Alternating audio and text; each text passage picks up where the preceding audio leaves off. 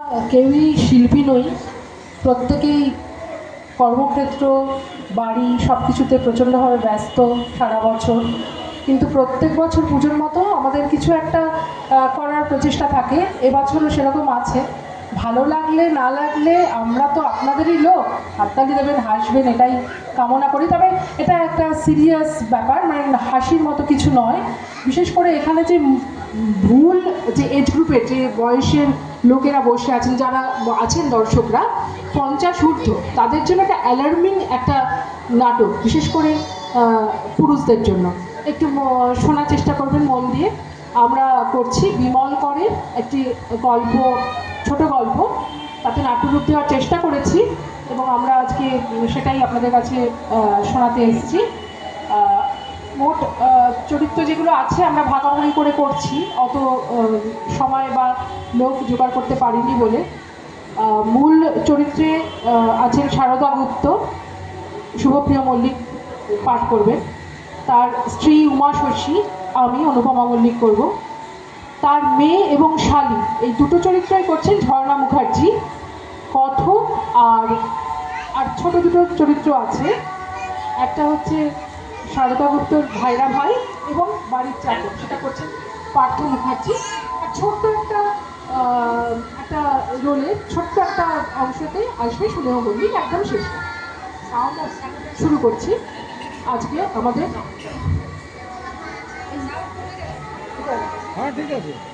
আজকের নিবেদন বৃদ্ধস্ব ভাষা।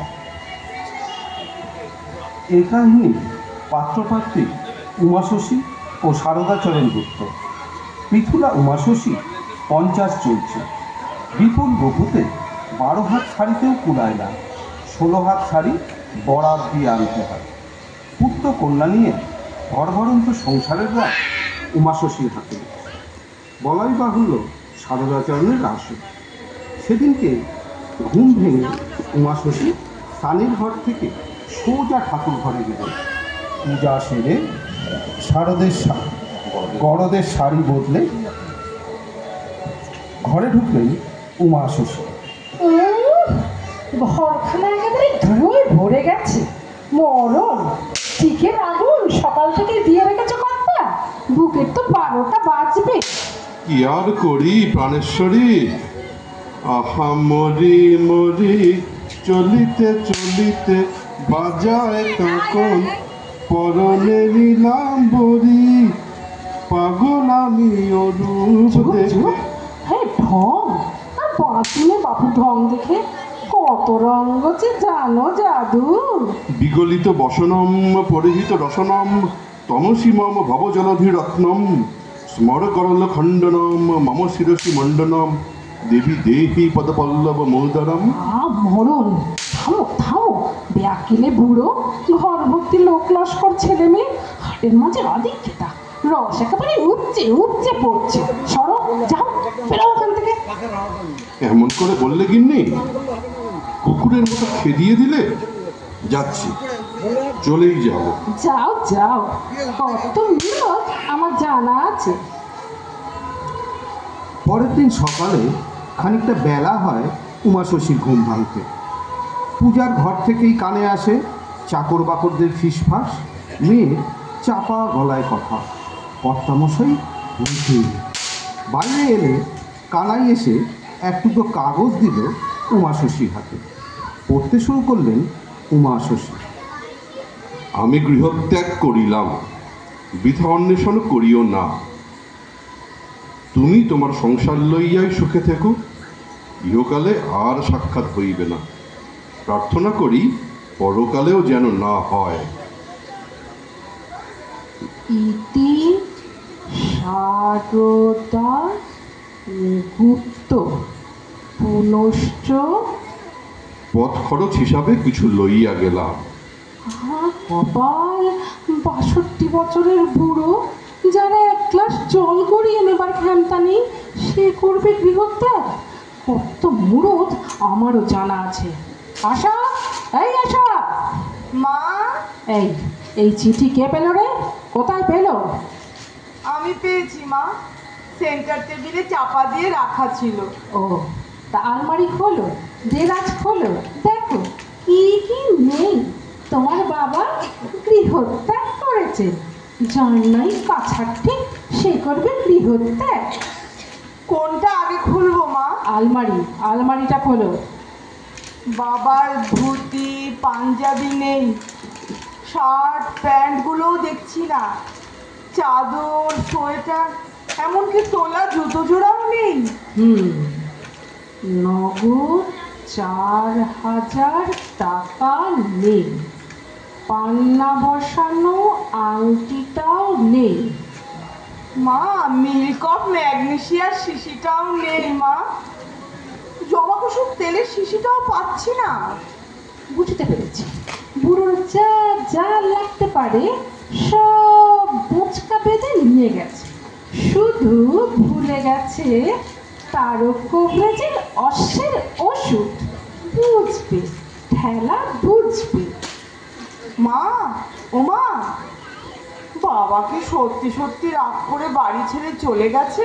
আমার রাগের মুখে আগুন। এঁচড়ে পাকা বকাটে ছেলেদের মতো সোনা দানা টাকা পয়সা হাতে পালিয়ে গেছে। লজ্জায় আমার মাথা কাটা যাচ্ছে। এই একবার কানাইকে ডাক তো। কানাইদা, কানাইদা, একবার শুনে যাও, মা ডাকছে। একগে দিদি, এই তো বলুন মা ঠাকুর। এই কানাই, একবার থানায় যেতে হবে নালিশ লেখাতে। থানা? হ্যাঁ, ডায়েরি লেখাতে হবে। চুরির নালিশ, জিনিসের ফর্দ আর নালিশের তর্জমা আমি করে দেব। মা বাবার নামে থানায় ডায়েরি করবে? করব, আলবাত করব, 1000বার করব। গৃহত্যাগ করা, আবার বলে পরজন্মেও দেখা না হলে ভালো। মা শান্ত হও, মানে বলছিলাম। কি বলছি? হ্যাঁ, তো আমার বাবা পালানো বেরিয়ে যেত, বুঝতে পারতো কত ধানে কত চাল, বুড়োর নিমাই সঙ্গে সব ঘুচে যেত। দাদুর কথা আলাদা মা, দাদু ছিলেন ডাক সাইডে পুলিশ অফিসার, এসপি। মা ঠাকুর, আমি বলছিলাম কি, এই ছোট থানায় ডায়েরি লেখালে যে লোক হাসাহাসি হবে। লোক হাসাহাসি হবে, তোমায় আর কত্তামি করতে হবে না। এই কানাই শোন, আজ বাবুকে ভোরবেলা হাঁটাহাঁটি করতে দেখিসনি? না মা, ঘুমোচ্ছিলাম তো। না মা, খাস কি রাত্রিরে? হ্যাঁ, গাঁজা যত সব আমার কপালে জোটে দূর করে দেবো, সব কটাকে দূর করে দেবো। কেটে গেল বেশ কয়েকদিন। উমাশশী ভাঙবার পাত্র নাম গুপ্তবাবুকে হাড়ে হাড়ে চেনেন। তার মতে গুপ্তবাবু হলেন বন্দুকের ফাঁকা আওয়াজ। কিন্তু মনটা খুঁতখুত করতে লাগলো, গেল কোথায় মানুষটা।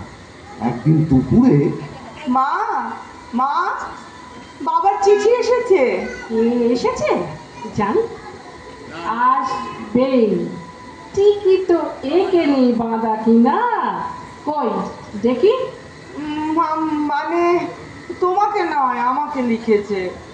ও, তা কখন এলো? এই মাত্র পিয়ন দিয়ে গেল।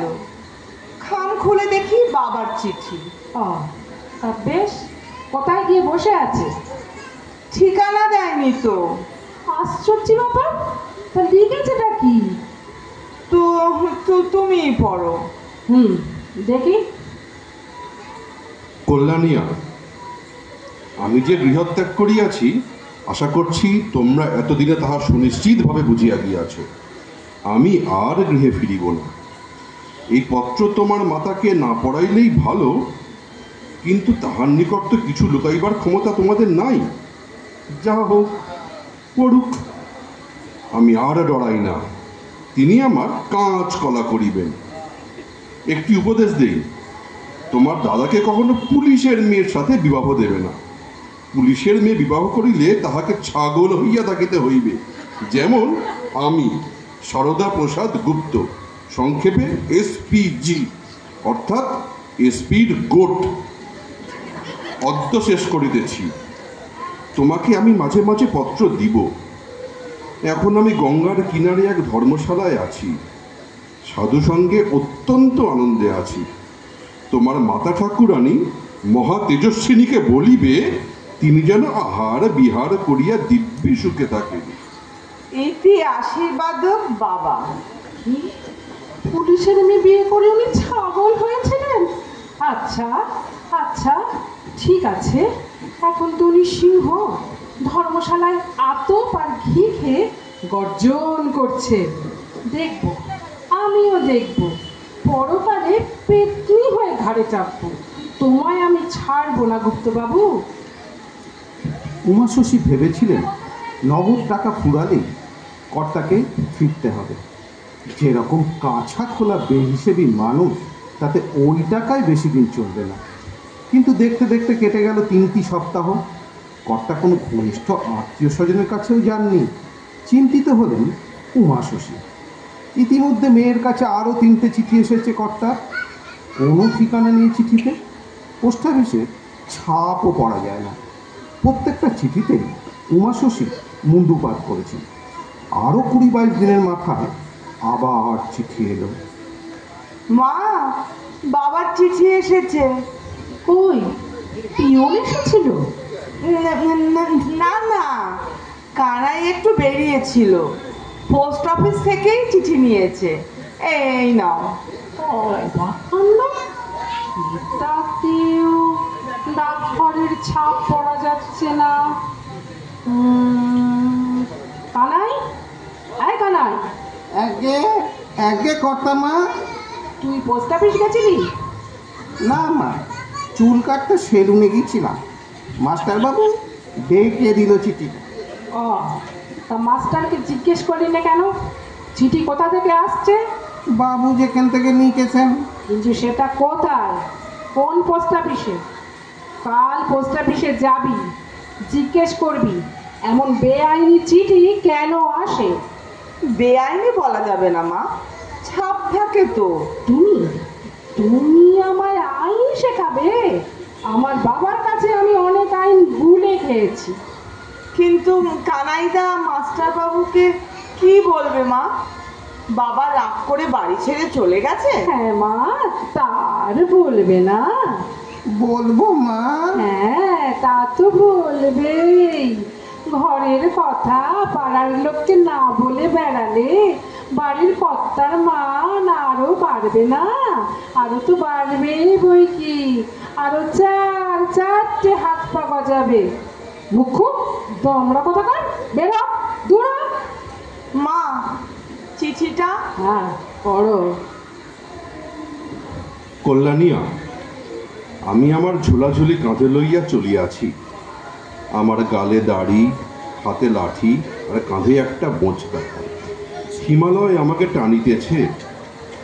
যাত্রাপথে এক সাধকের আশ্রিতে দেখিলাম তোমার মাতা ঠাকুরানী বিছানার ওপর বসিয়া আছেন, বালিশের পাশে পানের ডিব্বা, জর্দার কৌটো। তিনি হঠাৎ উঠিলেন এবং কোথা হইতে একটা খাঁড়া জোগাড় করিয়া আমার দিকে ছুটিয়া আসিলেন। আমি ভয়ে আশি ফেলিয়া দিলাম। তোমার মা জননীর যে মূর্তি দেখিলাম তাহাতে আমার হৃদকম্প হইল। সেই গীতটা মনে পড়েছিল, রণবেশে নেচে নেচে ওই শ্যামা এসেছে, রণবেশে নেচে নেচে ওই উমা এসেছে, খাড়া হাতে নেচে নেচে। তোমার মাতা যতই নাচুন না কেন, আর তিনি ইহজীবনে তার রণসাদ আর মিটাইতে পারিবেন না।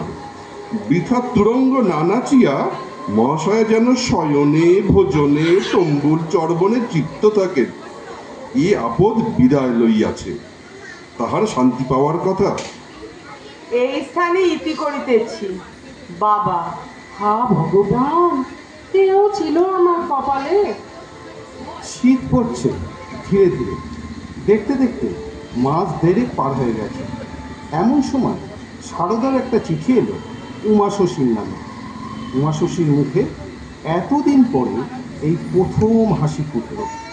কর্তা পেশ তাহলে ফুরিয়েছে। নিজেই চশমা চোখে দিলেন উমাশশী। তারপর খামের মুখ ছিঁড়ে চিঠি খুললেন। সেই আমাকেই চিঠি লিখতে হলো তো কর্তা। কিন্তু কথা হলো, তুমি পালালে কেন? সেদিন তো ঝগড়াঝাটি তেমন কিছুই হয়নি। সকালবেলা বুড়ো বয়সে ঢং করতে এসেছিলে, তাই একটু জামটা দিয়েছিলেন। দুধের জাল ঠিক হয়নি বলে রাগারাগি করলে তখন দু কথা শুনিয়েছিলাম। সন্ধ্যাবেলা আবার এক পশলা হয়েছিল বটে, তখন অবশ্য বলেছিলুম মুরত থাকলে বাড়ি ছেড়ে দেখাও। সেটাও তো তেমন কিছু নয়, কিন্তু মানুষটা পালালো কেন? দেখি কি কাঁদুনি গেয়েছে। না, এটাতেও কোনো ঠিকানা নেই। তোমাকে পত্র দিবার প্রয়োজন আমার ছিল না, বাধ্য হইলাম। যে যাবৎ জীবিত থাকিব তোমার স্বামী হিসাবেই গণ্য হইতে হইবে আমাকে। কিন্তু ধর্মতে বলিতেছি, আমার স্বামিত্বের স্বাদ নাই, বিন্দু মাত্র রুচি নাই। আমি জন্মান্তরের রূপের সন্ধানে পাইয়াছি। ভগবানের মতি আমি সামান্য মানুষ, কি বুঝিব? পথে এক যোগিনীর সাথে আলাপ। অপূর্ব সুন্দর যোগিনী এই রাধামাই, গেরুয়া শাড়ি পরেন। তিনি মানুষ দেখিলেই ভূত ভবিষ্যৎ বলিতে পারেন। কাল সন্ধ্যায় তাহাকে দর্শন করিতে গেছিলাম। তিনি আমায় এক দৃষ্টে চাকিয়েছিলেন। আমি প্রণাম করিতে গেলেই তিনি আসনে ছাড়িয়া উঠিয়া দাঁড়াইলেন। নিষ্পলকে আমাকে দিকে তাকিয়ে থাকি বললেন, ইয়ে কোন হ্যাঁ, বলিয়া চলিয়া গেলেন। আমি বেহুশ হইয়া পড়িলাম। তাহার অনুচর জ্বালাইলেন, মাতাজি বলিয়াছেন আমার ইহজীবনের সংসার জীবনে এক মায়াবিনী দূরস্থানে বসিয়া আমরা ছবি জামা কাপড় লইয়া টুকটাক করিতেছি, তাই তিনি আসলে পরিচয় দিতে পারিতেছেন না।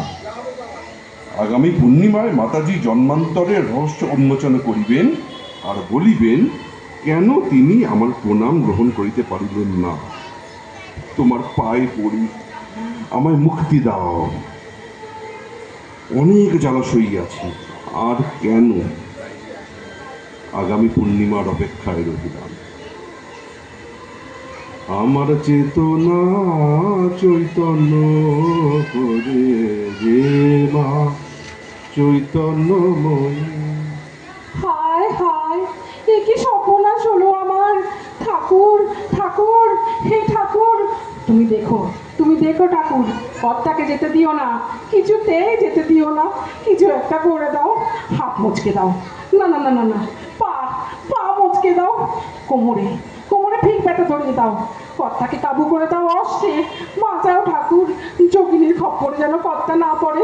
বাঁচাও আমায় ঠাকুর, পাঁচিকে বাতাসা দেবো, হরির লুট দেবো, বাঁচাও বাঁচাও ঠাকুর, আমায় বাঁচাও। নাটকে যেমন পট পরিবর্তন, তেমনি এই কাহিনীরও স্থান কাল পাত্রে কিছু পরিবর্তন ঘটল। নিরিবিলি সাবেক জঙ্গল, দূরে রেল লাইন, একটি ছিমছাম বাংলো। চায়ের আসর বসেছে বাংলোর সামনের বারান্দায়। এক মহিলা এবং দুই ভদ্রলোক বসে আছে। একজন সারদা গুপ্ত, মুখটি হাসি খুশি, আর একজন পরিমল, সারদা ভাইরা ভাই। ভদ্রমহিলাটি রেবা, উমা শশীর সম্পর্কিত বোন। জামাইবাবু, একটা ব্যাপার হয়ে গেছে। হ্যাঁ, মানে একটা ব্যাপার। ব্যাপার? কি ব্যাপার হে? মানে আমি আর সন্ধ্যার ট্রেনে আসতে পারে। ইয়েটা আবার কে? দিদি। দিদি? কোন দিদি? আমার বড় দিদি, উমা শশী। আরে no no no, never never, আসবে না। আমি বলে দিতে পারি, বাজি ফেলতে পারি উনি আসবেন না। কিন্তু একটা ব্যাপার যে হয়ে গেছে। কি ব্যাপার? কি ব্যাপার? আবার ব্যাপার? কত ব্যাপার হবে তোমার? কাল আমি একটা টেলিগ্রাম করেছি আশাকে। আশা করছি বিকেলের ট্রেনে ছেলেকে নিয়ে দিদি এসে পড়বে। তুমি তুমি টেলিগ্রাম করলে? একটু ব্রুটাস। আপনার শালি বলল যে। রেবা তুমিও? না না, আমি একা নই, আপনার ভাইরাও বলেছে। কেন? রাগ করবেন না জামাইবাবু, প্লিজ। দেখছি কদিন ধরে আপনার শরীর মোটেও ভালো যাচ্ছে না। ভালো যাচ্ছে না? কে বললো ভালো যাচ্ছে না? দিব্যি খাচ্ছি, যাচ্ছি, ঘুরছি, ফিরছি, এর চেয়ে আর কি ভালো থাকবো? না না দাদা, প্রথমে এসে আপনি ফুর্তিতে ছিলেন, কিন্তু এখন আপনার খাওয়া দাওয়া কমেছে, রাতে ঘুম হয় না, সকালে দেখলেই বোঝা যায়। আরে দোষ, ওসব ছুতো সব। এসব ফালতু কথা, সে বেইমানি। আমার সাথে শত্রুতা করছো? ছি ছি জামাইবাবু, কি বলছেন আপনি? আপনি আসবেন শুনে পর্যন্ত আমাদের যে কি আনন্দ! আমরা তো নাচতেই থাকলাম। নাচতাম? নাচতে বই কি, আমায় ভুলিয়ে এনে আমায় নাচাবার জন্য নাচতে। দাদা, আপনার সঙ্গে কি সেই খাতির? আপনার শালি আপনাকে কত খাতির করে, ভালোবাসে, সে তো আপনি জানেন। জানি, হে জানি। শালির ভালোবাসাও জানি, শালির দিদির ভালোবাসাও জানি। সব এক জাতের মুরগি। হ্যাঁ, মুরগির জাত যেমনই হোক জামাইবাবু, আপনি রাগ করছেন, আমি আর কথাটি বলবো না। আপনি আসবেন শুনে আমরা তা কত আনন্দ পেয়েছি, এখনো পর্যন্ত কত আনন্দে দিন কাটছে। আরে যখন বললাম তোমাদের এখানে কদিন গা ঢাকা দিতে চাই, তখনই তোমরা বলে দিতে পারতে তোমাদের অসুবিধে আছে। এখন বাঘের মুখে এই অথমকে ঠেলে দিলে এটা কেমন হলো বলো? বাঘকে আমরা সামলাবো। আরে ও তোমার কম্য নয় গো, ও তোমার কম্য নয়। তার পরিমল কি লিখেছো টেলিগ্রামে? লিখেছি, সারদা দাদা সিরিয়াসলি কাম ইমিডিয়েটলি। আমি ইর অসুস্থ? সর্বনাশ করলে তো। মুরগির আন্ডা ওড়ানো, দেশি ঘি, টাটকা দুধ সেবন করা, এই চেহারাটাকে ইল ইল বলে চালানো কি সোজা? তোমার দিদি কি কচি খুকি? বাহ, অসুখ হতে পারে না? আপনার অসুখ হয়েছে। কি? আবার কি অসুখ হতে পারে? নিউমোনিয়া। নিউমোনিয়া? তুমি বললে আর নিউমোনিয়া হয়ে গেল? অত সোজা? আরে তার হাই টেম্পারেচার, দু চারটে বুক ফাটানো কাশি, এসব আমি কোথায় পাবো বলো? তাহলে তবে জন্ডিস হোক? জন্ডিস? নেভার। আমার চোখে হলো। Dysentery, diarrhoea. ইয়ার কি হচ্ছে আমার সঙ্গে? একদিকে লিখলে সিরিয়াসলি ইল, অন্যদিকে বলছো ডায়রিয়া। এটা কি মজা কি হচ্ছে? ম্যালেরিয়া, বন জঙ্গলের জায়গা, হঠাৎ ম্যালেরিয়া হয়ে গেছিল। 104-5 জ্বর, বিকার। আমি ঠিক ম্যানেজ করে নেবো। তা অমন বিকট ম্যালেরিয়া সে গেল কোথায়? আরে জ্বর ছেড়ে গেছে। আজ সকালে ম্যালেরিয়ার জ্বর যখন তখন ছাড়তেই পারে। কি মুশকিলে ফেললে বলো? চকচক করছে চেহারা, ভুর ভুর করছে জবা কুসুমদের গন্ধ, এর মধ্যে আমি ম্যালেরিয়া কি করে আমদানি করি বলো? আর তোমার দিদি পুলিশের মেয়ে, অত সস্তায় কি আর উমাশশীকে ভোলানো যায়? কিন্তু দাদা, আমার তো যেতেই হবে এবার, ট্রেনের টাইম হয়ে আসছে। যাও যাও, আর দেরি করো না। আর দিদিকে হাঁটিয়ে এনো না কিন্তু। না না, হাঁটিয়ে এনো না, গড়িয়ে এনো, গড়িয়ে গড়িয়ে এনো। কি যে করলে শালি! এই পূর্ণিমায় আমার যোগিনী রাধামাইয়ের সঙ্গে সাক্ষাৎ ছিল, আর এখানে বসে বললাম অসুস্থ। না, খেলা বোঝো। সে আবার কে? আরে সাক্ষাৎ মোহিনী রে, সাক্ষাৎ মোহিনী। তোমার দিদিকে তো ওটাই লেটেস্ট দিয়েছিলাম, আর ওতেই উমানানি কাত হয়েছেন। তোমরা সব জল ঢেলে দিলে গো, সব গন্ডগোল করে দিলে। আচ্ছা আচ্ছা, আপনার জ্বর, আপনার ঘরে গিয়ে শুয়ে পড়ুন। আপনি কিন্তু হার্টের রোগী, দিদি এসে পড়বে। অগত্যা তাই করি। বল মা তারা দাঁড়াই কোথা, বল মা তারা। সামান্য পরেই উমাশশী ছেলেকে নিয়ে হাজির হলেন। সারদা কাষ্ঠবৎ শুয়ে রইলেন, গল গল করে ঘামতে লাগলেন। ঘরের জানলা দরজা বন্ধ, আধো অন্ধকার পরিবেশ।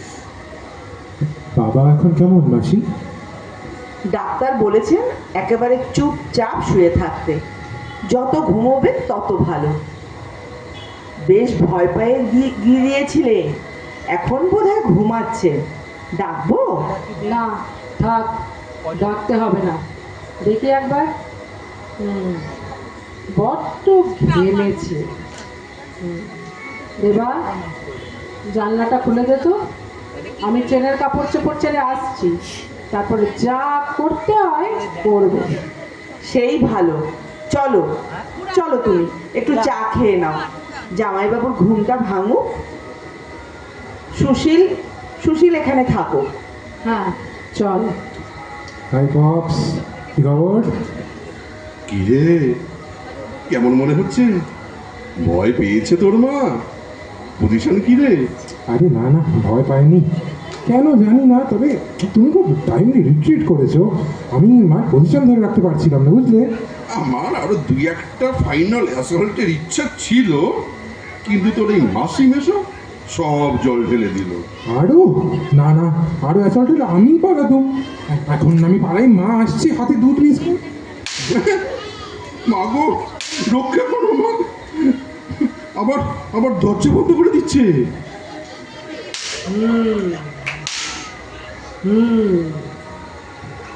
মটকা মেরে অনেকক্ষণ বিছানায় পড়ে আছো। ওটো ওটো, দেখাচ্ছি তোমায়। মা গো, ওটো বলছি। ন্যাকামি হচ্ছে না বুড়ো ঘুঘু? আরে কে আমার বুকে? এখনো ঢং করছো, চোখ পিট পিট করছো? তাকাও, তাকাও ভালো করে, নইলে নইলে চোখ গেলে দেবো। বুকে খুব ব্যথা, মরে যাবো। ব্যথা? ব্যথা? আমি তোমায় মারবো। হচ্ছেটা কি? তুমি কি আমায় মারধর করতে এসছো? বোঝাচ্ছি কি করতে এসেছি। টাকা কোথায় আর জিনিসপত্র? টাকা?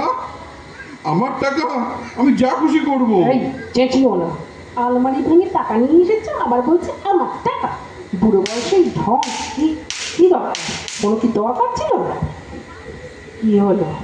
কি গো, কি হলো? কথা বলছো না যে, বোবা হয়ে গেলেন নাকি? কি হবে বলে? তুমি আমার সাথে কুকুর বিড়ালের মতো ব্যবহার করো। এত বড় কথাটা তুমি বলতে পারলে? কোন কানটায়, কোন কানটায় তোমার আদর যত্নের ত্রুটি হয় বলো তো গুপ্তবাবু?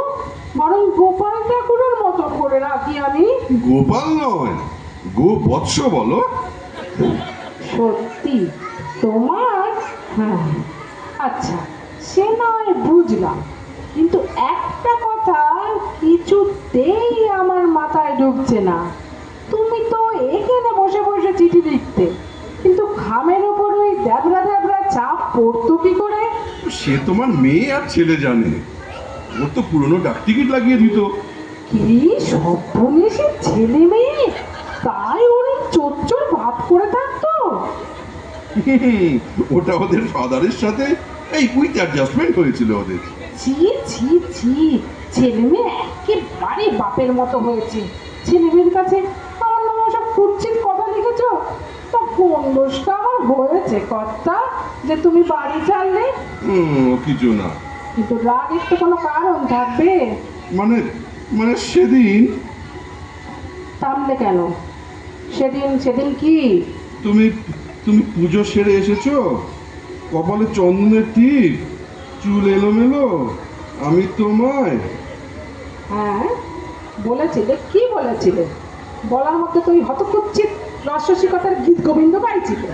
গাইছিলাম গাইছিলাম, কিন্তু হতকুচ্ছিত কোনটা গেয়েছি? গেছো? No, never. আমি গীত গোবিন্দ গাইছিলাম। তুমি কিচ্ছু বোঝো না, কিচ্ছু না। বুঝি গো বুঝি কর্তা, আমি মুখ্য নই। তোমার ওই আদিকে দেন বিগলিত বসনম টসনম সবই বুঝি। তো বোঝো যখন, সেদিন যখন গাইলুম দেহি মুখ কমল মধুপানম। ও বুঝবো না কেন, খুব বুঝেছি। কিন্তু তোমার কি ঢঙের বয়স ফুরোয়নি? কত রস আসে প্রত্যেকে। ঘরে চলো, এবার ফিরে চলো। যাবো গিন্নি, কিন্তু শুধু দেহি মুখ কমল মধুপানম পর্যন্তই দেখলে উমারানি। তারপর যে আছে তমসি মাম জীবনম তমসি মাম ধীষণম তমসি মাম ভব জলধিরতনম। দারুণ কাটলে ছোট্ট চুল, বোতা মারতে করছো ভুল, সরু সংসারে কেমন ফুটিলে উদরম। स्मरकरलखण्डनं मम शिरसि मण्डनं स्मरकरलखण्डनं मम शिरसि मण्डनं देहि पदपल्लवमोदरम् देवी देहि पदपल्लवमोदरम्